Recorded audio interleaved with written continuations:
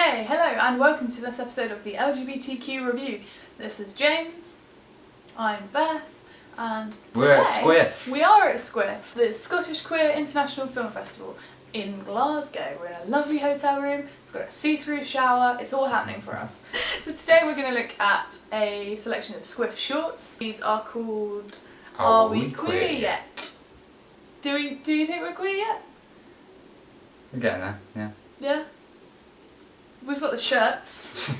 This collection is made up of 4 films, all 4 short films, and we're going to talk about them now. Yes. So the first film, Headless. I've got a note that I wrote down. Ah, good. Excellent Chihuahua acting. So this film is about 3 artists and performers. From the film, anyway, they were mainly like dancers, performance in that way.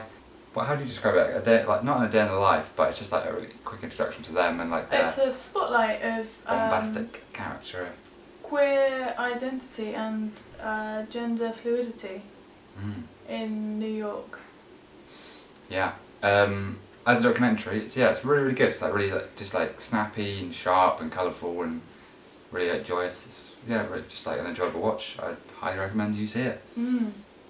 Yeah, it's very good. I enjoyed it very much. There's like 3 people that are focused on, and yeah, they're just really interesting people. I think one of them was talking about how when he first moved to New York, he got jumped 7 times. Like the 7th time, he just something snapped, and he just became very confident and held himself differently. Film number 2, Boot Woman.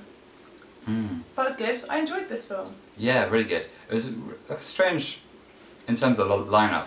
Really strange coming off the end of the last film onto this one. Because it's so like kind of such a different pace, a lot slower. I don't know like what part of America it was. What do you remember? Texas. Texas, actually, that's a big part of the film. I should know that. It follows the story of a 3rd generation bootmaker in Texas who learned to make boots from her father when she was 32. She does like classes, like boot making classes, where you finish the class with a pair of boots, and they asked to do one, and she looked at what they wanted to do and said, it'll probably have to be a bit longer than my classes are usually.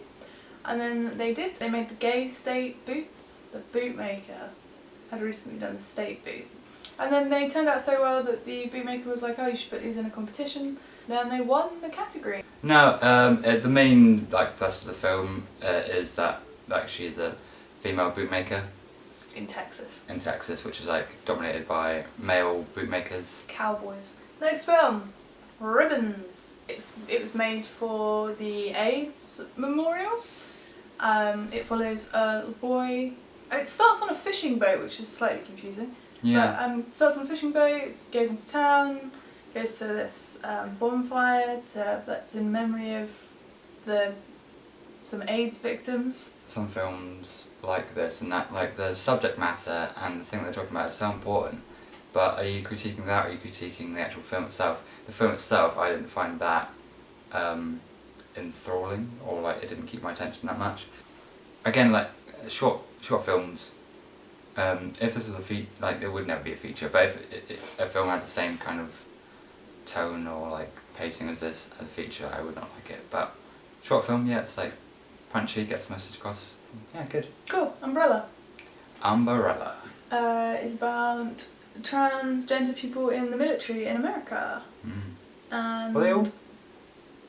Go on. Were they all in the military? Like that tattoo? No. I'm just thinking of one of them. I think 2 were. 2? Really? Yeah. Oh yeah, no. Really? Yeah. Oh yeah, you're right, yeah. The woman that made spaceships and the guy that... Trans flag.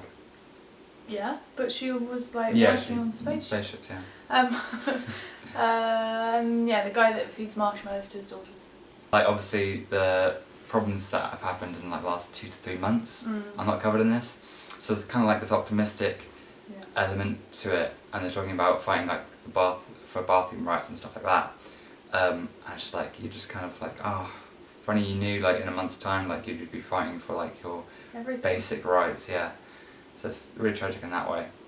It's made by one of the directors? I think it was the director, Directors of Transparent, which is a television show I love. But yeah, really good documentary. Highly recommend that one. So then afterwards there was a talk with a guy who wrote a story called Gold Star for a Scottish anthology of queer writers that came out some time ago. He was really interested in dystopian futures and sci-fi elements. What they wanted to talk about was like queer futures, which I guess is, well, that's what the programme was about, wasn't it? The person who had curated this specific series was the one interviewing the author. Yeah, so what they talked about his story, they talked about... What, like, they wanted to talk about queer futures essentially is what they were interested to talk about. Did you think that related to this series of films? I do. Because... Good. End of film. They are, so in Headless, they're sort of carving out their own queer future, queer space in New York. In Boot Woman, she had like drastically changed, like she made her own future when she was 32 and she asked her dad to teach her how to do that, and they are still changing it in that it's not like white male cowboys winning boot competitions. Ribbons is sort of I think that's the other one out in the us, series. Well, it just is like a reminder that you have to bring your history into your queer future. Okay. Yeah. And then Umbrella, Changing America.